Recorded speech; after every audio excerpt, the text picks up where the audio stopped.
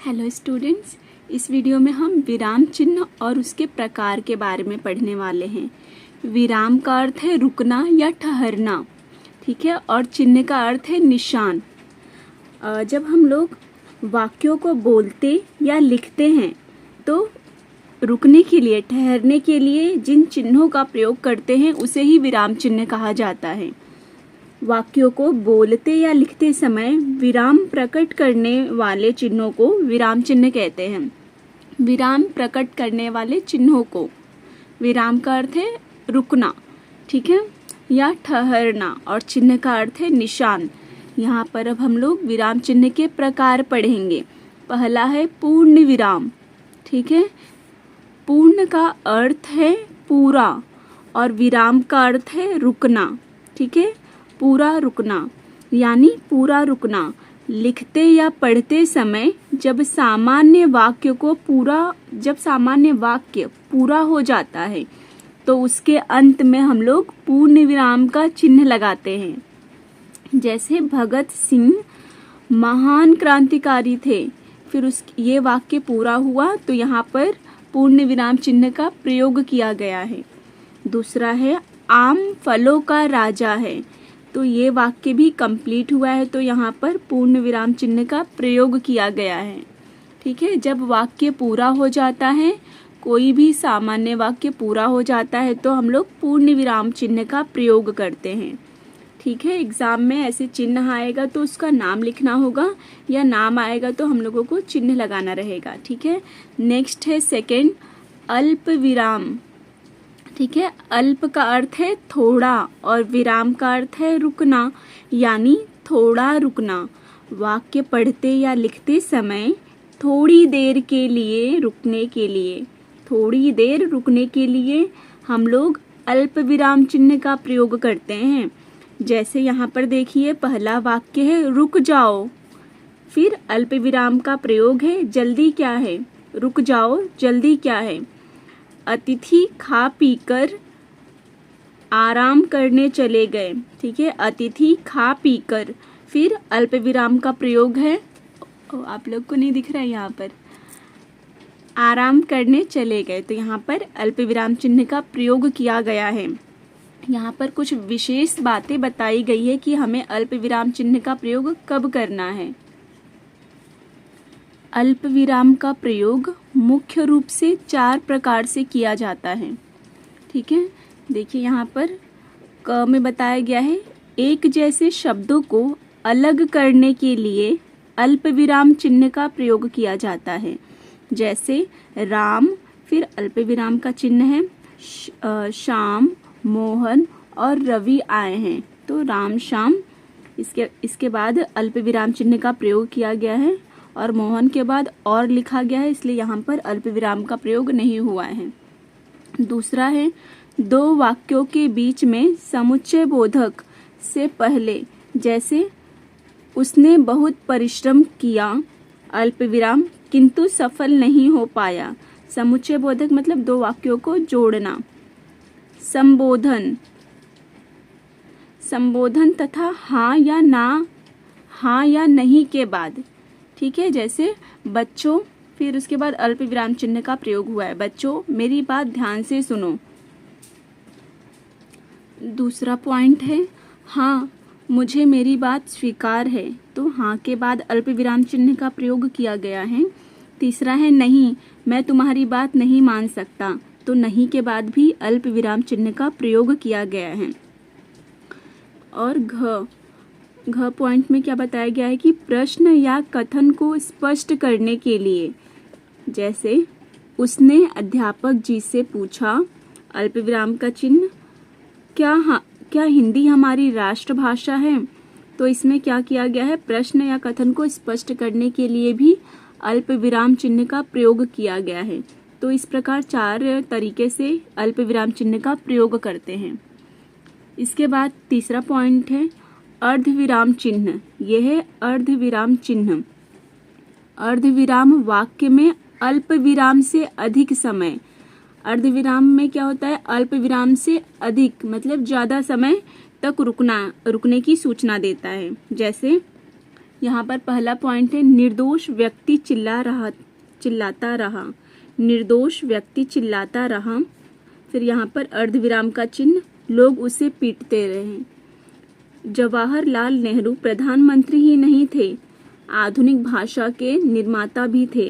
तो यहाँ पर बीच में क्या किया गया है, अल्पविराम चिन्ह का प्रयोग किया गया है। लिखित भाषा में अपनी बातों को सरलता से समझाने के लिए और ठीक तरीके से अच्छी तरह सामने वाले को समझ में आए, इसलिए हम लोग विराम चिन्हों का प्रयोग करते हैं। चौथा पॉइंट है यहाँ पर प्रश्नवाचक चिन्ह। जिन वाक्यों से कोई प्रश्न पूछा जाता है, ठीक है, जिन वाक्यों से कोई प्रश्न पूछा जाता है ऐसे वाक्यों में प्रश्नवाचक चिन्ह का प्रयोग किया जाता है। श्रीमान जी आपको किससे मिलना है, तो यहाँ पर प्रश्नवाचक चिन्ह। मित्र आप क्या खाएंगे, तो यहाँ पर प्रश्नवाचक चिन्ह का प्रयोग किया गया है। इसके बाद 5वें नंबर पर है विस्मयादि बोधक चिन्ह।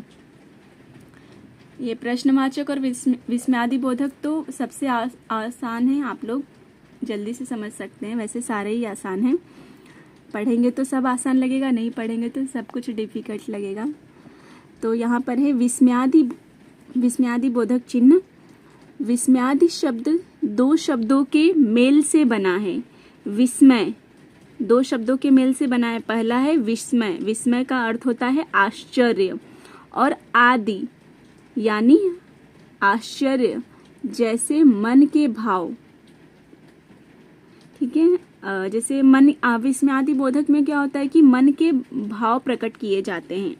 विस्मयादि बोधक चिन्ह आश्चर्य, ठीक है, आश्चर्य हो जाता है कभी हमें, हर्ष मतलब खुशी होती है, शोक मतलब दुख होता है, भय का अर्थ है डर लगता है, घृणा होती है। तो इन सब मन के भाव को प्रकट करने के लिए वाक्यों में विस्मयादि बोधक चिन्ह का प्रयोग किया जाता है।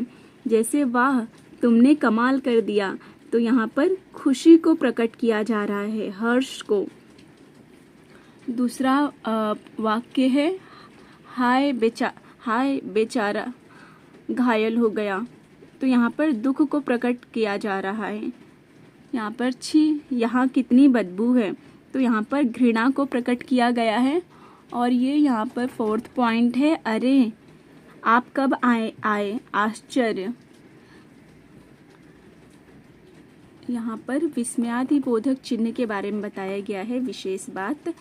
विस्मयादि बोधक चिन्ह का प्रयोग मन के भावों को प्रकट करने वाले शब्दों के साथ किया जाता है, ठीक है। इसके बाद 6 नंबर पर है योजक चिन्ह। योजक का अर्थ है जोड़। योजक चिन्ह का प्रयोग 2 स्थितियों में किया जाता है। पहला है शब्द युग्मों के साथ, जैसे भाई बहन, सुख दुख, और दूसरा है तुलना करने वाले शब्दों के साथ, जैसे छोटा सा बालक, थोड़ा सा पानी। ऐसे दो स्थिति में किया जाता है, एक शब्द युग्मों के साथ और दूसरा तुलना करने वाले शब्दों के साथ योजक चिन्हों का प्रयोग किया जाता है। 7वां है उद्धरण चिन्ह, ठीक है। यहाँ पर उद्धरण चिन्ह में बताया गया है कि उद्धरण चिन्ह 2 प्रकार के होते हैं। पहला इकहरा उद्धरण चिन्ह और दूसरा है दोहरा उद्धरण चिन्ह। इकहरा उद्धरण चिन्ह, इस चिन्ह का प्रयोग किसी पुस्तक के नाम, शीर्षक या किसी उपनाम आदि के साथ किया जाता है। उपनाम, शीर्षक और पुस्तक के नाम, ठीक है, इनके साथ किया जाता है।